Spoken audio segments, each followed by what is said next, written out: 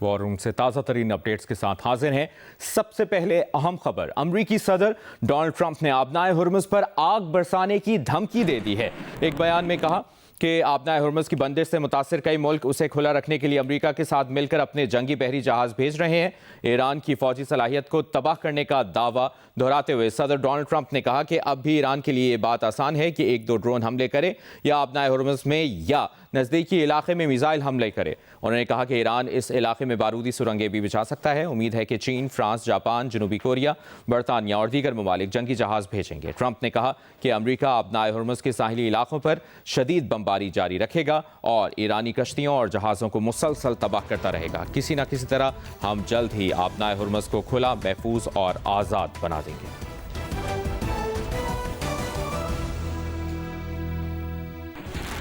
और अभी शामिल करते हैं ईरानी सदर मसूद पज़ेश्कियान का ताज़ा बयान। उन्होंने कहा है कि जंग के बावजूद ईरान में निज़ाम हुकूमत मामूल के मुताबिक चल रहा है। जंग के बावजूद हुकूमत के साथियों की अनथक मेहनत के बायस सब कुछ मामूल के मुताबिक है।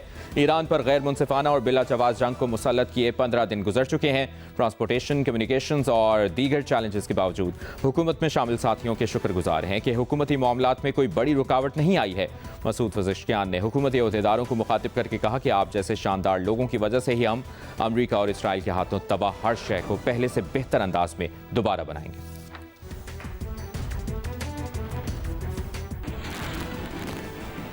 ईरान ने मुत्तहिदा अरब अमारात में अमरीकी पनाहगाहों को निशाना बनाने की नई धमकी दी है।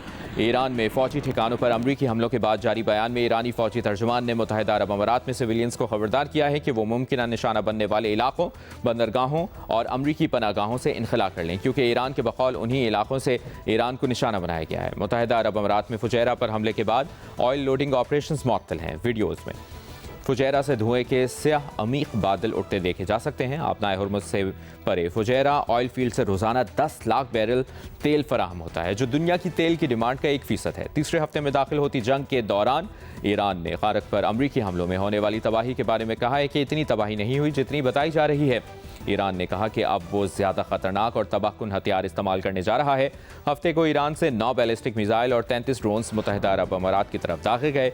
इससे पहले अमरीकी सेंटकॉम के मुताबिक हफ्ते को इसने ईरानी इलाके खारक में 90 फौजी तंसीबात को निशाना बनाया।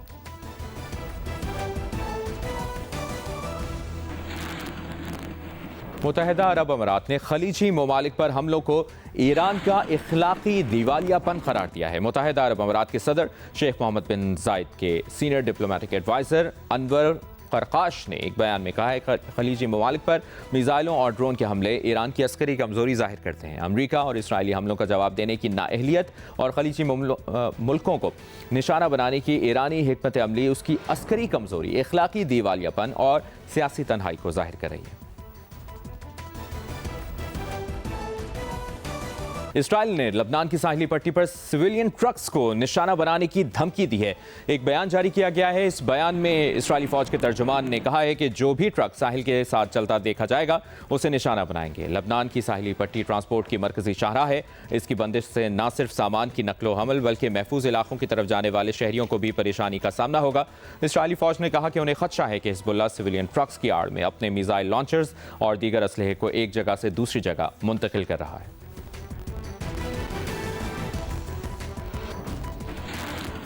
और ताज़ा तरीन अपडेट ये भी है कि ईरान ने इंडिया के 2 बहरी जहाज़ों को आबनाए हुर्मुज़ से गुजरने की इजाज़त दे दी है। इन जहाज़ों पर 92,000 टन LPG लदी है। इससे पहले ईरान गुज़श्ता रोज़ तुर्की के एक बहरी जहाज़ को भी आबनाए हुर्मुज़ से गुजरने की इजाज़त दे चुका है। तुर्की को इजाज़त मिलने के बाद फ्रांस और इटली ने अपने जहाज़ों को निकालने के लिए ईरान से बराह रास्त राबते का फैसला किया है।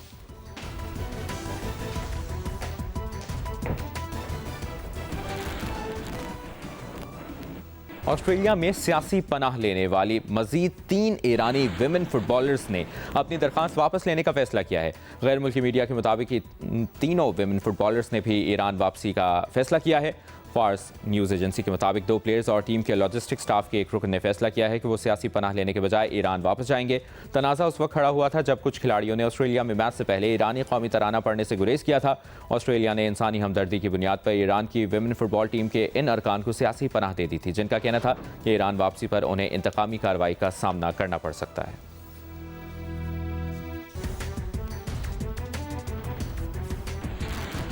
ईरानी पासदारान इनकलाब ने एक बयान जारी किया है। इस बयान में कहा गया है कि खलीजी मुल्कों में अमरीकी बैंकों पर हमले महज रद्द-ए-अमल हैं।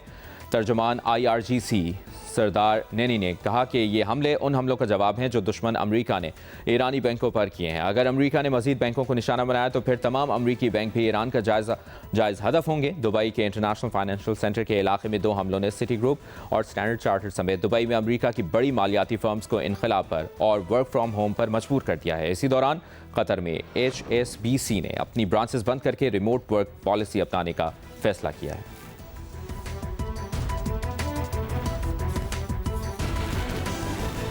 अभी आपको बताएं, अमेरिका ईरान की जंग में अपने कई हथियारों की पहली बार आजमाइश कर रहा है। गैर मुल्की जरीदे के मुताबिक अमेरिका ईरान की जंग में नए और जदीद हथियारों का इस्तेमाल कर रहा है। इनमें कमीकैज़, ल्यूकास ड्रोन्स और लॉन्ग रेंज मिसाइल से लेकर F-35 तक का इस्तेमाल शामिल है।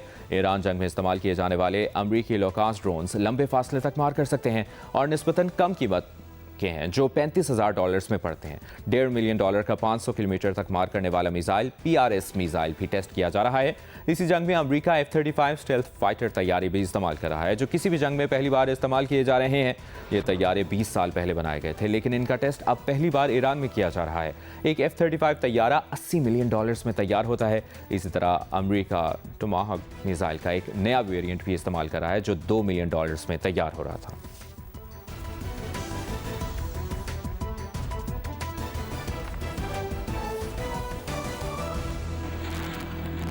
ताज़ा तरीन खबर वॉर रूम से। इराकी दारुल-हुकूमत बगदाद में अमरीकी सिफारतखाने पर 2 ड्रोन हमलों की अपडेट सामने आई है। सिक्योरिटी हुकाम ने अमरीकी नशरियाती इदारे CNN को बताया कि हफ्ते को बगदाद के अमरीकी सिफारतखाने के कंपाउंड में 2 ड्रोन गिरे हैं। इससे पहले खबर थी कि मिसाइलों ने बगदाद में अमरीकी सिफारतखाने को हिट किया है। इस हमले में होने वाले जानी और माली नुकसान की अब तक कोई तफसील सामने नहीं आई।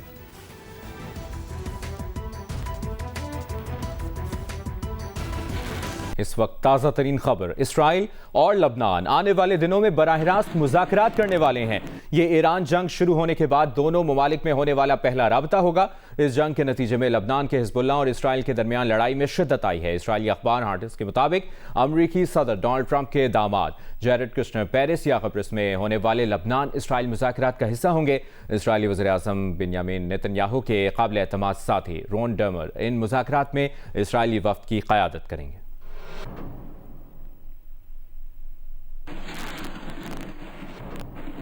फ़लस्तीनियों से इजहार यकजहती के लिए निकाली गई यौमुल क़ुद्स की रैलियों के दौरान ईरानी अवाम बड़ी तादाद में सड़कों पर निकले। अमरीकी और इसराइली हमले होते रहे, लेकिन ईरान के अवाम हमलों से डरने के बजाय बेखौफ होकर अल्लाहु अकबर की सदाएं लगाते रहे। ऐसा ही एक मंजर उस वक्त देखा गया जब एक खातून अमरीकियों को अल्लाहु अकबर का मफहूम समझा रही थी। खातून ने बताया, अल्लाहु अकबर का मतलब खुदा सबसे बड़ा, सबसे अजीम, सबसे ताकतवर है। कहा, जब अमरीकी जंगी तैयारे हमारे ऊपर से गुजरते हैं या बमबारी करते हैं तो हमें कोई खौफ नहीं होता। गवर्नर पंजाब सलीम हैदर खान का कहना है कि आलमी कशीदगी के दौर में मुकालमा, रवादारी और बैनुल मज़ाहिब एहतराम वक्त की अहम ज़रूरत है। गवर्नर पंजाब सरदार सलीम हैदर ने चेयरमैन बैनुल मज़ाहिब अमन कमेटी पंजाब मियां मोहम्मद अजमल से उनके दफ्तर में मुलाकात की। गवर्नर पंजाब का कहना था कि सिक्योरिटी फोर्सेस के जवान दहशतगर्दी के खात्मे के लिए जानों के नजराने पेश कर रहे हैं।